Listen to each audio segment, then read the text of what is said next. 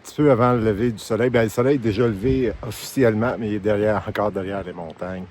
Vous voyez dans les nuages Washington. L'intention aujourd'hui, c'est de traverser Washington. Ensuite, on s'en va vers le nord, passer Madison. Vous allez le voir au fur et à mesure. Je me suis levé à 4h30. Pas parce que j'avais mis l'alarme, parce qu'il y avait énormément de va-et-vient dans l'auberge, puis j'ai eu de la difficulté à dormir. Donc j'espère que ça ne m'impactera pas trop durant la journée. C'est une journée de 24 km, mais c'est sur les crêtes tout le long, sauf Washington, qui est une belle petite montée. J'ai pas vu la météo encore, parce que j'ai pas de service. Mais il annonçait encore la vague de chaleur, là, la même qu'il y a à Montréal. Puis des orages en après-midi, en fin d'après-midi. Donc je vais essayer de traverser Washington avant les orages, ce qui devrait être faisable.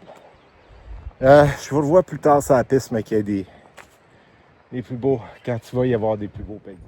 Le lever du soleil sur les présidentielles, au centre, derrière le nuage, c'est Washington.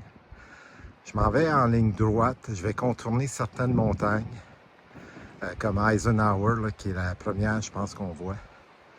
Et également Jefferson, qui est un petit peu à gauche de Washington en retrait. Je ne pointerai pas du doigt parce que ça va changer le focus de l'appareil. Donc c'est ça, en gros, je traverse toute cette chaîne de montagnes aujourd'hui. Et je descends derrière Madison, qui est au loin derrière. Dans la séquence précédente, vous avez vu, j'ai une nouvelle casquette. Ben oui, je l'ai perdue. J'en perds des choses sur la piste. Là, je vais y aller. Je vais en profiter. Il fait beau. Il fait pas trop chaud encore. Mais c'est une journée magnifique. Je vais regarder la météo aussi, là. Je pense que je devrais avoir du service sous peu. C'est l'épaule du mont Eisenhower, mais ça monte plus haut que ça. Et comme vous pouvez le voir, je viens de prendre... je vais passer à côté. Puis continuer plus loin là-bas. L'autre ensuite, c'est Monroe, je pense. Avant le chalet Lake of the Clouds. C'est quand même magnifique. Là, l'avantage maintenant, c'est que je viens de passer à l'abri du vent pour un petit bout, jusqu'à temps que je passe à côté que je finisse de traverser. Voyons, que je finisse de contourner Eisenhower.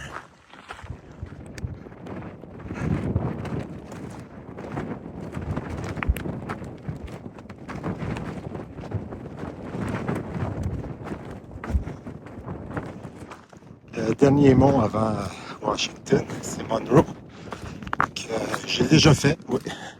Et que ce coup-ci, je reste sur la 80 et je contourne par la droite. Petit ajout, c'est hallucinant. Vraiment hallucinant.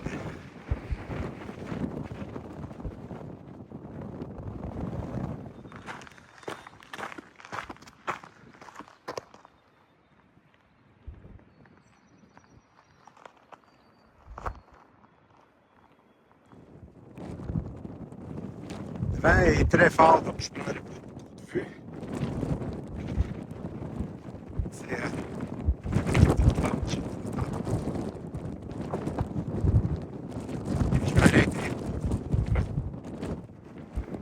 Washington est là, mais je me dépêche à vous montrer avec les nuages qui arrivent. Ben, je vais suivre la crête qui est là. Ben, passer à côté de certaines montagnes. Et la dernière au bout, c'est Madison. Donc, c'est le chemin que je vais suivre dans les prochaines heures. C'est fantastique. Là. Les nuages se sont levés. En passant, les vents au sommet étaient à 100 km/h. Je suis tombé. Le vent m'a poussé par terre. Rien de grave, là. J'ai réussi à m'amortir. Je suis pas gros, donc je pogne dans le vent rapidement. Désolé pour le bruit du vent. Au fond, là-bas, c'est la faillite. Je vais zoomer out. Et la première montagne que vous voyez là en plan plus rapproché, c'est celle derrière laquelle je dormais ce matin. Et j'ai fait tout ce trajet-là pour arriver jusqu'ici. Je profite d'une petite pause devant, là, il y en a moins, pour vous montrer que j'ai sur les présidentielles, ceux qui savent aussi marcher là-dedans. Et tout simplement de suivre les cartes, les piles de roche. Il y a des points indicateurs de temps en temps, des intersections des différents sentiers. Oups, devant. Mais en gros, on se promène ces roches, on essaie de deviner où est le sentier, puis on suit les piles de roche. Vous voyez, en bleu, c'est Flintstone. J'étais là tantôt. Le vent m'a littéralement couché à terre. Je suis protégé parce que je suis derrière la montagne. Et, les vents sont très forts. Là, on voit une partie de ce que j'ai fait. Parce qu'il y a ce qu'il y a en arrière. Et là, on s'en va coucher en bas. La pointe qu'on voit là. Mais avant, il faut monter en haut. Ça, c'est Madison. Je vais serrer la caméra parce qu'ils vendent vraiment fort en haut.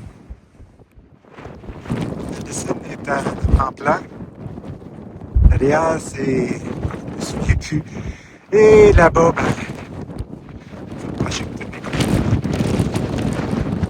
C'est le début du fait.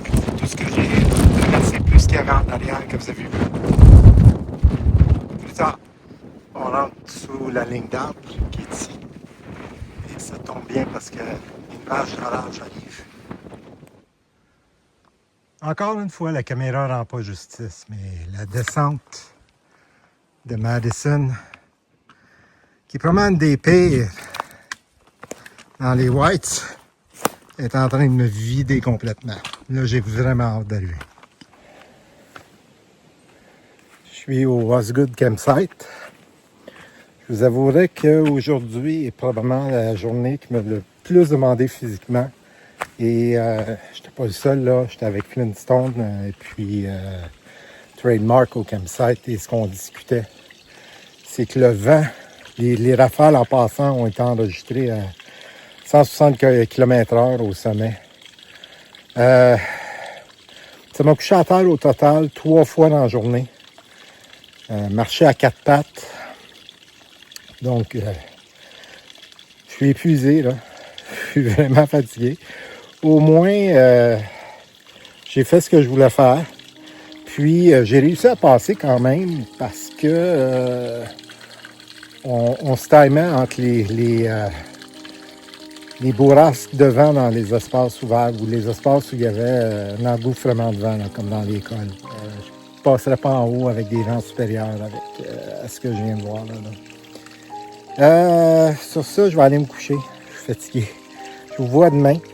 Puis encore là, je ne parlerai pas trop longtemps. Vous voyez, il y a des mouches noires qui font des prises de sang de façon inconditionnelle. Donc, je vous revois demain pour une autre bonne journée, je suis pas mal sûr. Peut-être moins de paysages que de traverser les présidentielles. Je vous dis bonne nuit. À demain.